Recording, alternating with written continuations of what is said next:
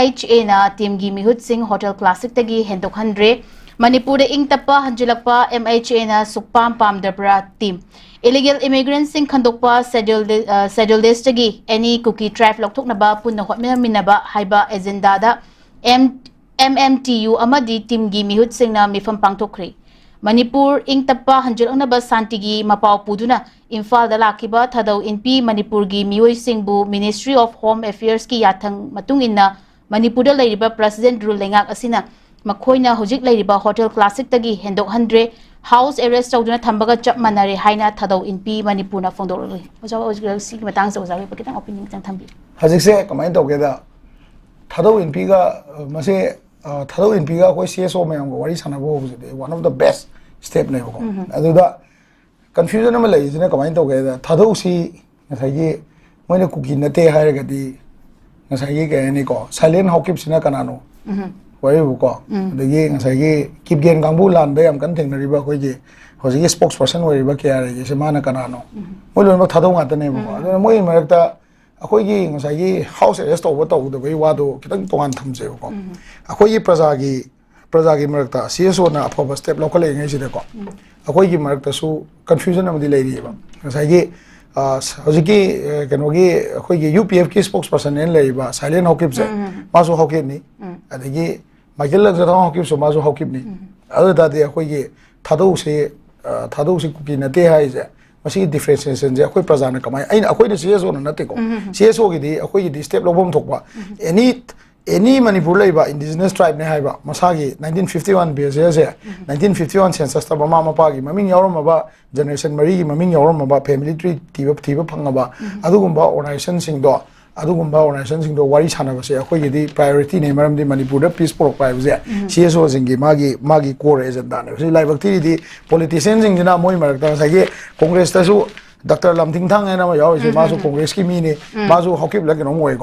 As moi Congress is more, you must send the Warisanava, BJP, so more Warisanava, CSO is CSO, Masen Warisanava, later can the piece of Porcatum never. CSO Hakana Warisanaga, politician Mahizani, and a Kalang Isle City, Tasen and White Atego. Shima later go. Aduga Hazaki, Lambi is run by house arrest over from the Ayakan, the Noai, they have a simasi, I mot a canon talk the Atego. Madam the kay no hay ganda hojiki aina haiba confusion do ngasi ang social media taga lei gan da akoi gi CSO sing na wari sana da praja sing da leba confusion ai tai ko akoi gi Michael lang da hawkip se ma thadau na te haiba taragadi adu di silent hawkip se na kanano karam hawkip no mana adu gi poto question yam lai ba ngasi gi ma khakta na te lamtin thang su adagi atopa ngasi gi nemcha kip gen hoy moi myam leiri myam se ko sigi potsi akoina masigi solution je porok pa yana ba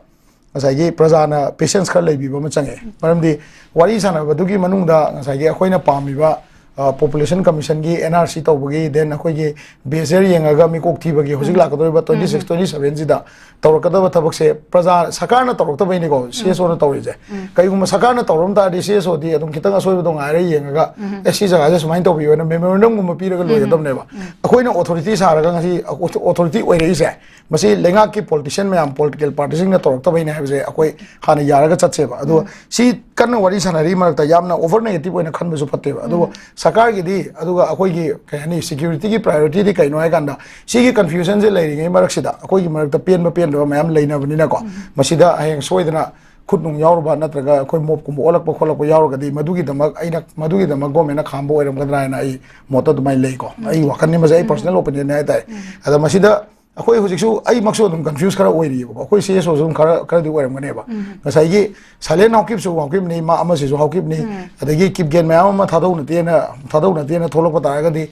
akoi lan thengna bada maru ena lan gi sida yamna priority oina move to riba maming mana ba sagai mana ba jingsina kanano haiba pota ba lae ba adagi hujiksu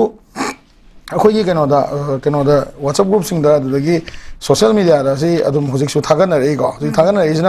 thagana rei sina kamai to ga kana sagi akoi gi sida yaw se akoi gi keno gi ngasai gi jam khamong hawkip se jam khamong hawkip ki magi flight ki kero da ngasai gi ka ni keno da akoi gi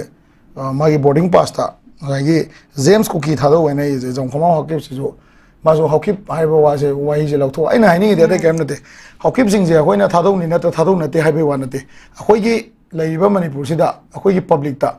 ꯑꯩꯈꯣꯏꯒꯤ ꯁꯤꯒꯤ 1951ꯗꯒꯤꯅ ꯑꯩꯈꯣꯏ ꯉꯁꯤꯐꯥꯎꯗ ꯂꯩꯃꯤꯟꯅꯔꯕ ꯍꯧꯖꯤꯛ census ꯇꯧꯕ ꯀꯥꯟꯗꯀꯣ ꯁꯤꯒꯤ ꯃꯤꯁꯤꯡꯁꯦ ꯁꯤꯒꯤ ꯊꯥꯗꯧ ꯑꯣꯏꯒꯦꯔꯥ ꯑꯗꯨ ꯑꯣꯏꯒꯦꯔꯥ ꯀꯤꯞꯒꯦꯟ ꯑꯣꯏꯒꯦꯔꯥ ꯁꯤꯒꯤ ꯃꯤꯁꯤꯡꯁꯤꯗꯤ ꯑꯩꯈꯣꯏꯒꯤ ꯏꯟꯗꯤꯖꯤꯅꯁ ꯍꯥꯏꯗꯤ ꯃꯅꯤꯄꯨꯔꯒꯤ ꯔꯦꯁꯤꯗꯦꯟꯅꯤ ꯍꯥꯏꯇꯥꯔꯦꯀꯣ ꯑꯗꯨꯒꯨꯝꯕꯒꯤ ꯂꯦꯚꯦꯜꯐꯥꯎ ꯂꯥꯛꯄ ꯑꯌꯥꯕ ꯌꯥꯅꯕ ꯅꯠꯇ꯭ꯔꯒ ꯒꯣꯔꯃꯦꯟꯅ ꯈꯟꯗꯣꯛꯈꯤꯕ ko akhoi khandokiba haibse khandokiba leitabnina prajada yam chawba confusion ama leiriba sigumba situation jida wari sanari ngai marukta afaba wari sanari ngai marakta asoiba ma yarakpa matamda madugi responsibility do akhoina kauthoga derail to boina thokadra haibduneba aduna ngasai gi thadau inpina moibu house arrest tawra thamme khole na haibase masimakti ngasai kitang haihening da bai tare ko situation do understand tawani sida laaga ngasai gi khoi gi seso mayam na optana khotna khoi mayam goodwill da thabak se chathaba hawrabani adagi praja gi site gi su makoina yamna clear cut haiba ma dakar leiri kai noidi hojiki silent hockey boy kai wai mayam ma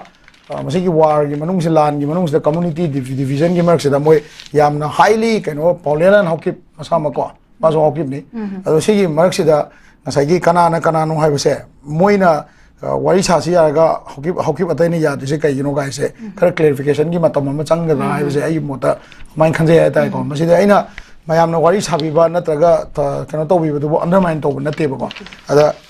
singdokadaba di clarification lakadaba jaga se through thado in pine ba aduna madugi clarification do lakringai da yamna free hand da hekta chathoksin to su yamna phaba kano di na te ba aduna sai mayam gi da leiba confusion je mo pese mo ni dana mi amane hek to da ko komine chala ga ta kham da oidong na te ba ade am ko ne da kham da fox ne da kham ya do na te public understanding ma to tari ya ni da wari sana ba du di yam best step ne ba handak akoi imphal da sare mathang da thado in pina mari le di akoi mi sing do chujambur da kauraga chujambur dong phama sabe ai ne ko adugi level bo la kan da free movement le ga dam ne ha ni da main tam jage